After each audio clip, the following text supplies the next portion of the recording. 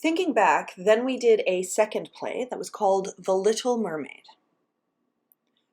So, I thought up something different, coming up with an underwater world where there is no spoken language, so we use sign language. To communicate while scuba diving, you need to use sign language or gestural cues. So I thought it would be relevant to deaf mermaids. So we're using that underwater world where everyone is deaf and whoever lives on the land are hearing people. And so I came up with that.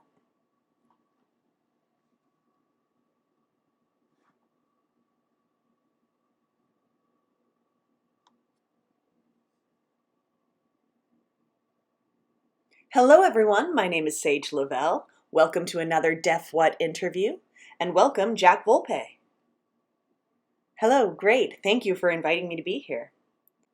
Thank you for joining us. It's been a while, a few years now.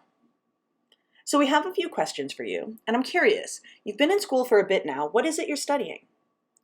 I'm studying ECEE, which stands for Early Childhood and Elementary Education.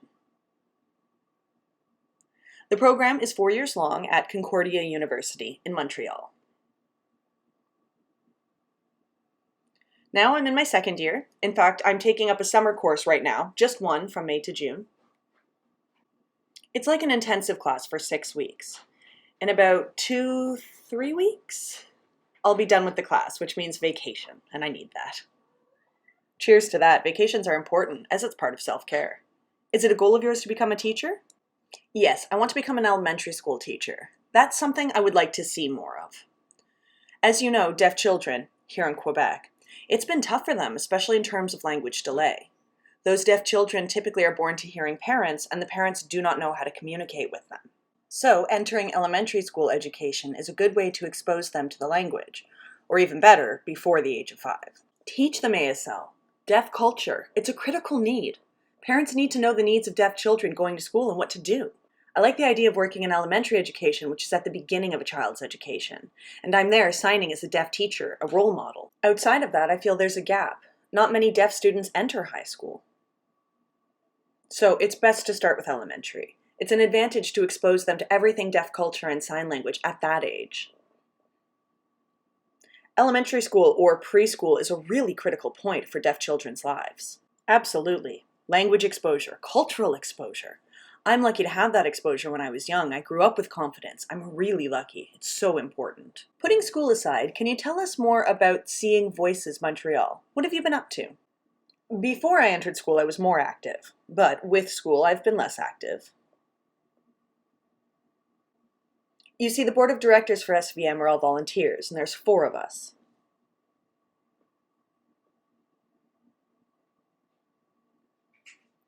Two deaf, myself included, and 2 are hearing. I've been consistent with SVM, but now, between the 4 of us, there are jobs, careers, school for me. Aslyn, my girlfriend, she's going to be a doctor, and so she's been focused on that. So our time invested as of lately has decreased, but we are still involved, still active. Not completely giving it up. As I said, it's voluntary work, which can be a huge responsibility, but we do love our work. So what we've been doing so far with Seeing Voices, well, I remember pre-COVID, we had classes. Such as healthcare classes, basic ASL classes, deaf culture workshops.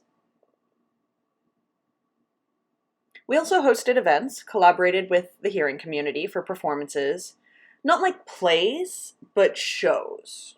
For example, doing improv together or doing a show with deaf and hearing audience members watching us. But what happened with COVID, we had to stop doing all these things. We brainstormed and came up with a good idea, online classes.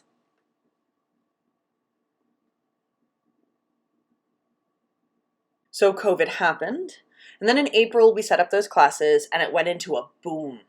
So that was really beneficial. People living far and wide, not just in Montreal, but from all over doing remote learning. And it's a good way to get together. As for events, we try to host events occasionally for deaf people to enjoy themselves. For example, we had this game show event back in February or something. Family Feud, right? Setting up a game show, Family Feud, yes, that was fun. There were a lot of online viewers. On the downside, there were some technical problems. That's one con we had to fix. We try to improve, but sometimes with Zoom, being online, I feel like I'm still getting used to it. I'm thinking something needs to be improved. So yeah, we're learning from COVID, and at the same time, annoyed with COVID. We wish to gather together in person as the deaf community really embraces touch, hugging, etc. It's definitely been tough not being able to be face to face. Absolutely. And wow, COVID has made us gather online more and more. That's the cool thing because I'm able to take online classes taught by deaf teachers, which I absolutely enjoy. I'm grateful for that opportunity. Deaf businesses, deaf artists, deaf theater is growing and there's more collaborative work. They're getting more recognition. Yup. So I've noticed that you've been quiet a bit. We haven't seen much of Jack. So I'm curious, what's your favorite thing to do with SVM? With SVM? Favorite thing to do. Well, I always enjoy producing plays. Writing plays, directing plays, but that was a while ago, back in 2014 or 2015. We only did 2 plays.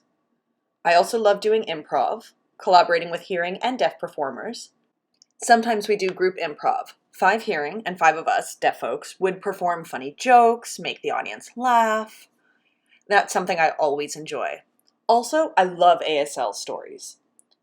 Sarah and I usually do performances in front of the deaf children or even hearing children. It's fun.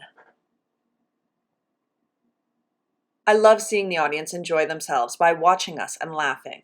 And that's what I really love about being involved with SVM.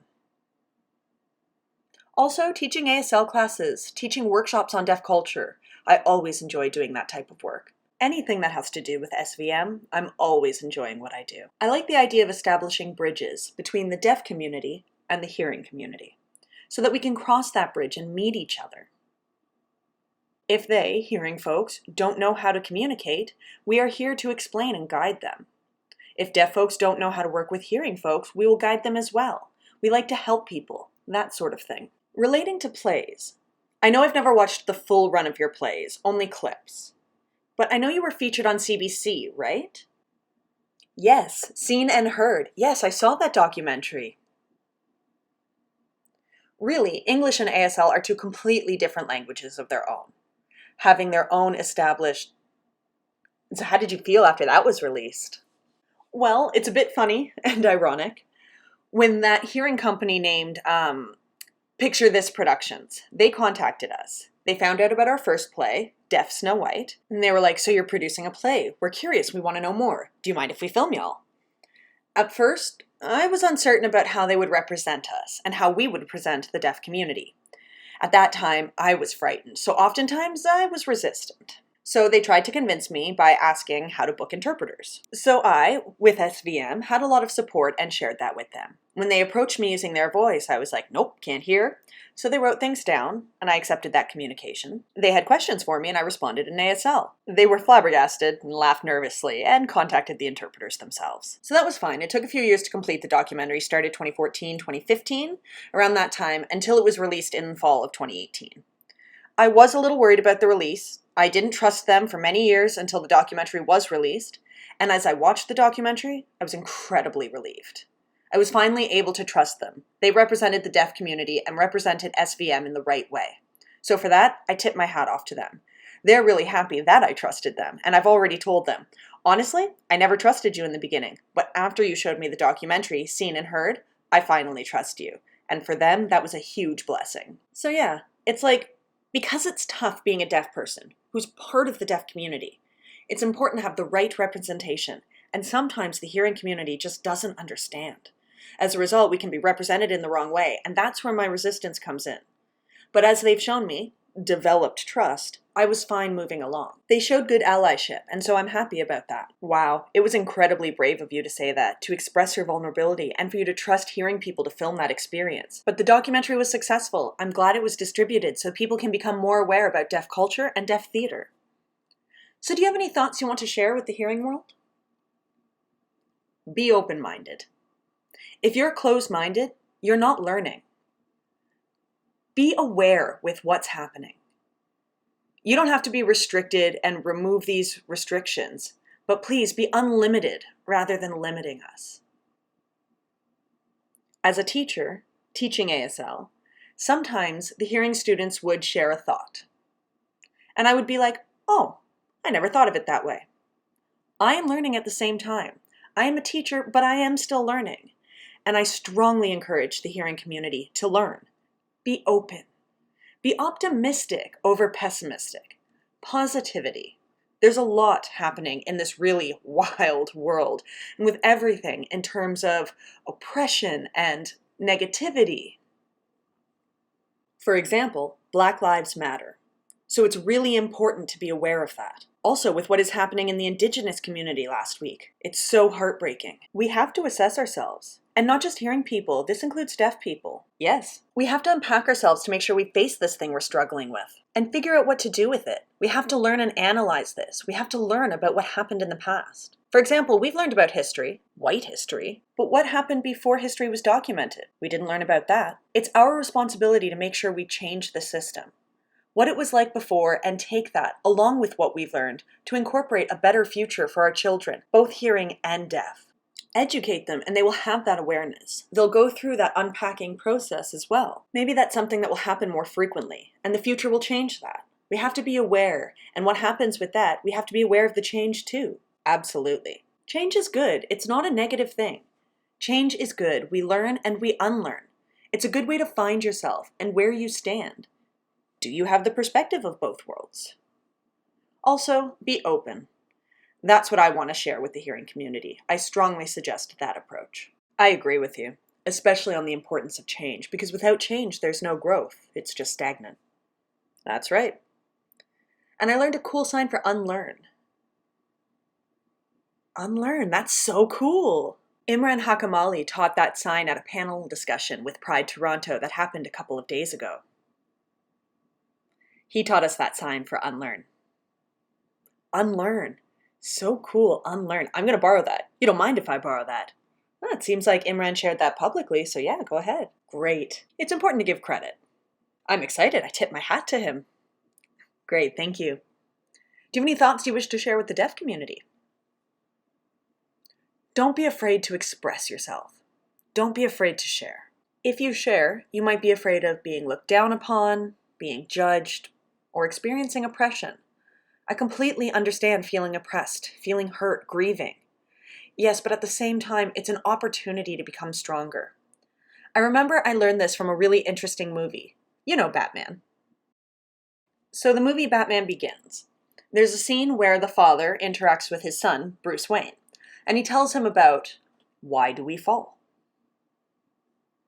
So we can get back up, firmly on our feet. And to me, that was great advice. It's a good way to learn if you continue to fail. If you fall, if you're being oppressed, it's fine. You take it all in, and then you have something to share. I will stand up for myself, my rights, my community. We fought hard. We struggled. We suffered. But we will become stronger. So my message for the deaf community is to be strong. No matter what, even if you're being oppressed or suffering or struggling, you will stand back up and share your story. Don't be afraid. We will support you and back you up 100%. Be positive and continue to be patient. Thank you so much for your message. Sharing is so important as it's a way of cleansing the soul. Yes. Showing that vulnerability is your truth. Imagine just taking it all in and bottling it all up. It manifests in your body. Letting it out is a way to cleanse, and it's a way for others to learn from your experiences. Yes, that's so true. It's also nice to have a friend who you're really close to that you can vent to. Afterwards, you feel better. That friend can take what you need to say with patience, just listening, and then they say, feel better? Want a hug? And that warms my heart. Really, I'm a big hugger. If I see someone I know, I'll always greet them with a hug. If you share, it's great. Go for it, and I'll hug you if you need it. That's the beauty of human connection. Hugging. I think that's it for now. Thank you, Jack, for joining us for another round of Deaf What interviews and being a part of this legacy project. I also want to recognize the Canada Council for the Arts for funding this project. Thank you. Thank you for inviting me. It's really nice to see you, Sage.